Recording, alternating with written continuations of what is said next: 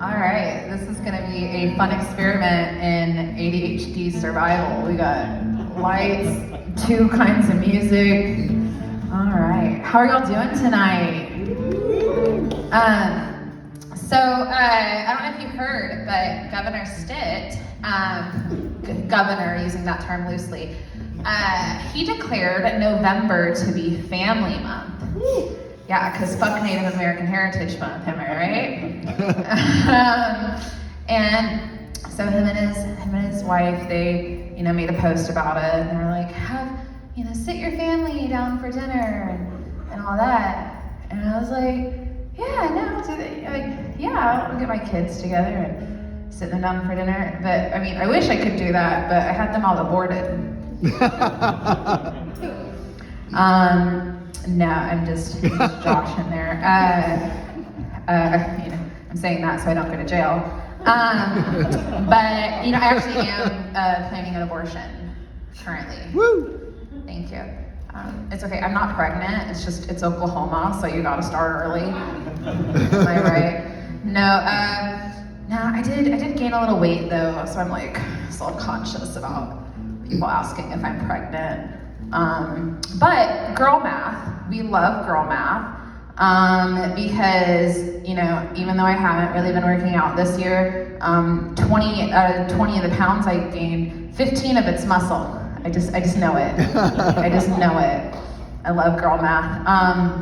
My car has 215,000 miles on it, but I bought it when it had 106.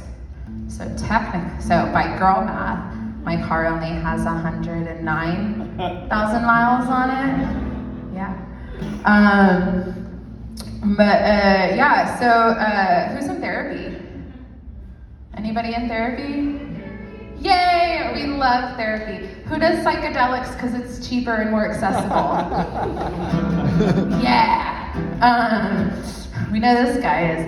I actually recently started therapy. I'm doing this sacred Native American kind of therapy where you call IHS and you're like, hi, I need help. And then you wait weeks for your appointment. And while you're waiting, you just buy mushrooms and deal with it yourself. So I was diagnosed with some things. I was diagnosed with anxiety, depression, and OCD. Now, 2 of those I already knew, but the OCD was actually a really big surprise for me, because I do not have the attention span to count things. I'm not the clean kind. I'm clean within reason, but my room is so bad. I will let a man see my vagina before he sees my bedroom. It's bad. Not to bring light switches into it, but that's the kind that I have. I really need more of you to laugh at that or my parents are going to die. Okay then, all right, I'll start planning their funerals. Anyone have roommates? Yeah. In a 30s, being in your 30s and having roommates, never, who'd have thought? I've been blessed to have roommates that are way more Native American than I am. And I learned a lot from them. Back in college, my roommates, they were full-blood Navajo, and they would go home all the time for these ceremonies. And their family had all these, women had these coming of age things, and so they'd have to go home for their sisters for a week. It was a whole thing. And I was kind of jealous, because the only sacred ceremony we had in my family was my granny cook bumping into you with a cigarette and telling you in Cherokee to move. I have a roommate now. I love her to death. She's real tradish. She doesn't even use the dishwasher. She air dries those she hand washes and air dries those motherfuckers. I know, it's like walking into my grandma's house. I was like, oh, yeah.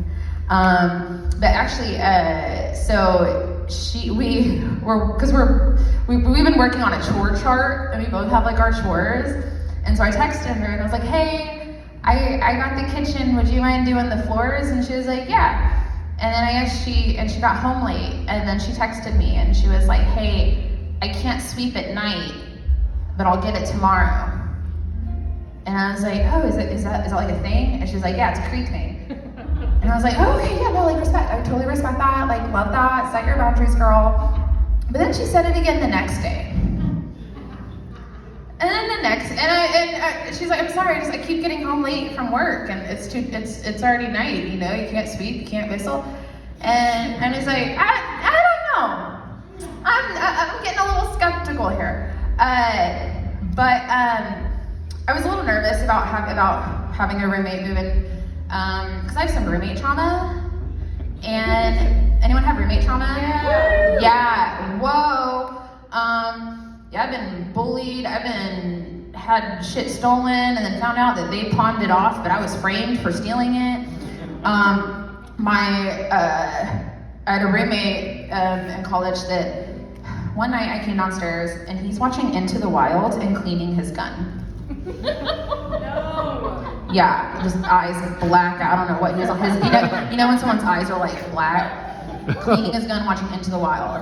So I call his baby mama, and I was like, hey, we got a problem here. Like, this is what's happening. And she was like, what movie is he watching? I was like, Into the Wild.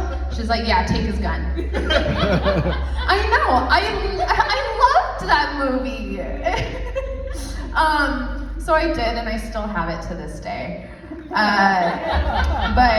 But this time, I own the house, so I caused the trauma. Thank you. I'll keep y'all posted. But yeah, so there's been a lot in the news about. I'm digging this. It's helping me slow down and just connect and just love on everyone here. And that over there makes me want to grind my teeth.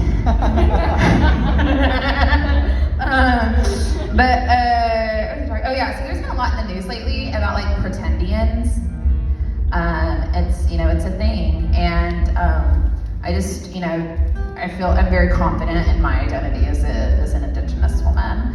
But if anyone ever tries to like question my heritage, it's like, at my last family reunion, we had a game of guessing who was the closest of my cousin getting out of prison. And like, that's not even the resiest part about it. A 6-year-old won. Yeah, I'm a Cherokee Choctaw in various shades of white. Proud Cherokee woman, and I was talking about getting like headshot. Okay, I can feel it on my butt. But we were talking about headshots and press kits and stuff, and this guy who is white, by what you'll hear from the rest of the story, he just stares off into space for a while. And he looks at me and he goes, you know what? I shouldn't say it. And I was like, yeah, you probably shouldn't. And he was like, so, I could picture you naked on a buffalo, sipping a martini. I was so offended. I'm a proud Cherokee woman. Who does he think I am? Creek? My headshot is gonna be me naked on a deer shotgunning a natty light. That's how they do it in Cherokee Nation. I got to go to LA, and I loved it. I had so much fun. It was like my first time, like really. I went by myself, did whatever the fuck I wanted, and oh man, I'm really gonna skip to the end then. Take your time. Okay. I'm getting it. California is like that cool aunt that like you really want to go live with, but you can't because then you'll grow up to be a drug addict. So I had to come home. And also like here I'm athletic, and like to put it into Taylor Swift terms, I love her. I'm a Midwest floor seat and an LA nosebleed. Like here I'm athletic, right? Out there I'm brave. I did get catcalled though, which kind of raised my confidence as, this unhoused person. I was like, yo, what that mouth do? And I was like, it processes trauma in front of strangers. Do you want to come to an open mic I'm doing? Do you want to come to Fourth Wall and watch me? And he ran away. But speaking of processing trauma in front of strangers, my grandma died earlier this year. Yeah, I know, it's so sad. And no, it really fucked me up. I was celibate for months. I was just like, grieving, cannot be touched, sacred right now. And I finally made a dick appointment. And I was so excited. So counting down the days, shaved everything, shaved my toes. That's when you know it's really shaved your toes. And then I got a depressive episode, my moon, and COVID on that day. Yeah, I know. The universe is like, you don't need dick, you need Jesus. But I finally snagged. And those casino walk of shames, they hit different. They're fun. You wake up, you're like, bye, and you take the marshmallow Rice Krispie treats that came with the room, and you throw those in your purse, and you walk out, you wave to the tweakers that watched you walk in the same outfit just a few hours before. You go cash your ticket, and it was only like $8, but I started with 30, but by girl math, I left $8 and 6 inches richer. Yay! Thank you, that's my time.